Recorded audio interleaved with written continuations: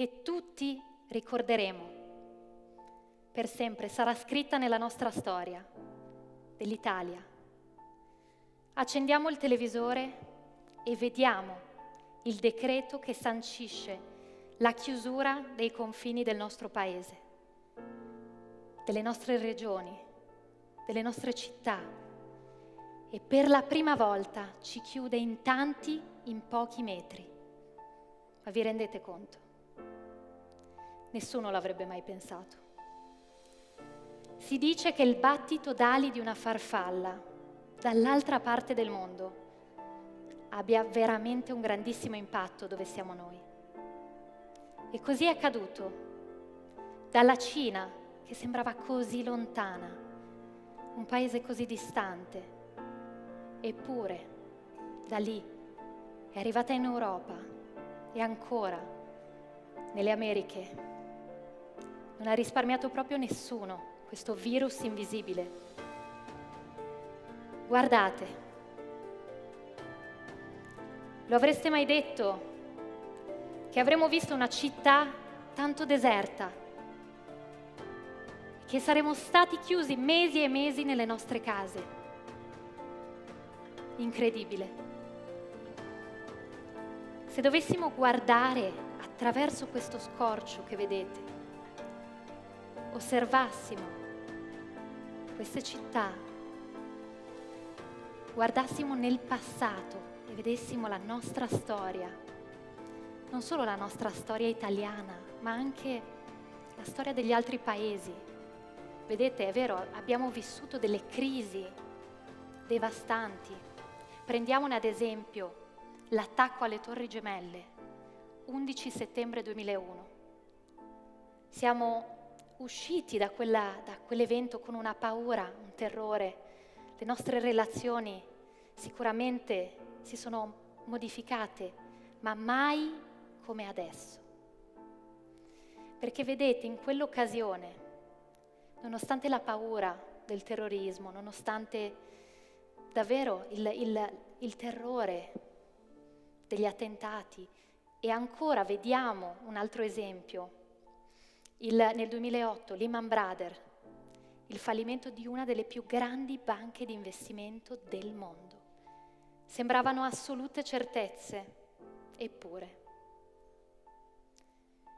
A oggi, se facciamo un paragone con quelle crisi, se i nostri figli leggessero un domani delle crisi che abbiamo vissuto, che vi menzionavo, e guardassimo a quello che è successo oggi, sarebbe riduttivo fare un termine di paragone. Perché prima, seppur con dolore, seppur con paura, ritornavamo alle nostre vite, ritornavamo alla nostra socialità, ritornavamo a vedere gli altri. Ad oggi è molto diverso. Niente ha avuto più impatto sulle nostre relazioni di ciò che abbiamo vissuto in questo momento. Ed è emerso l'emozione, il fattore più invalidante dell'essere umano, la paura. Ma vedete, come ogni onda, come ogni grande rivoluzione, abbiamo due opzioni: cavalcarla e quindi controllare questa rivoluzione, questo cambiamento, questa crisi, consapevolmente seguirla, oppure lasciarci trascinare e vederla come una grande minaccia invece che come un'opportunità. E così forse sarà per molti di noi, ma spero davvero che riusciremo, seppure con dolore, a cogliere questa opportunità e a trarne qualcosa.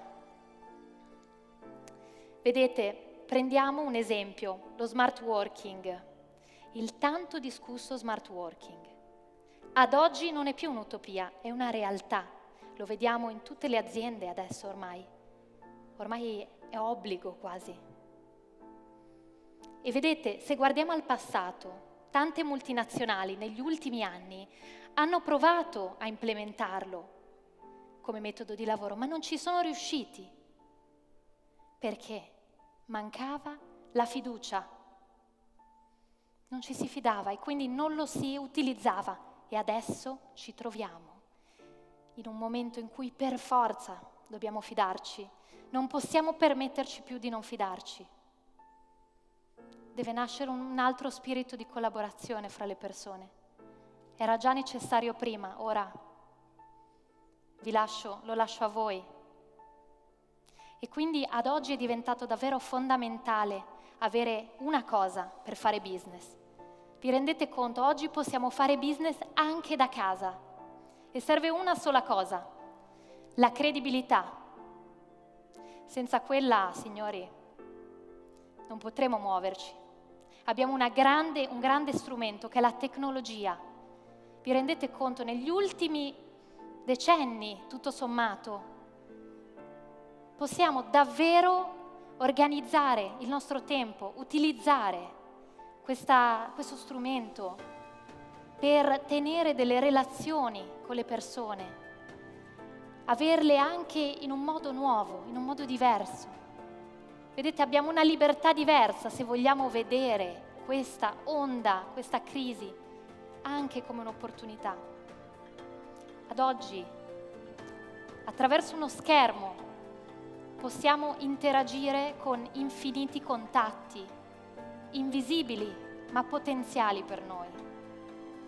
E quindi quando andiamo attraverso i nostri social, attraverso i nostri strumenti, oltre alla credibilità e alla fiducia, cerchiamo di capire chi influenza che cosa, perché ognuno di noi influenza qualcosa o qualcuno, chi decine, chi centinaia, chi migliaia di persone.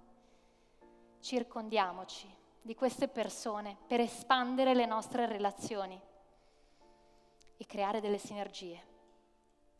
Oggi, se lo vogliamo, il mondo è nelle nostre mani. Grazie.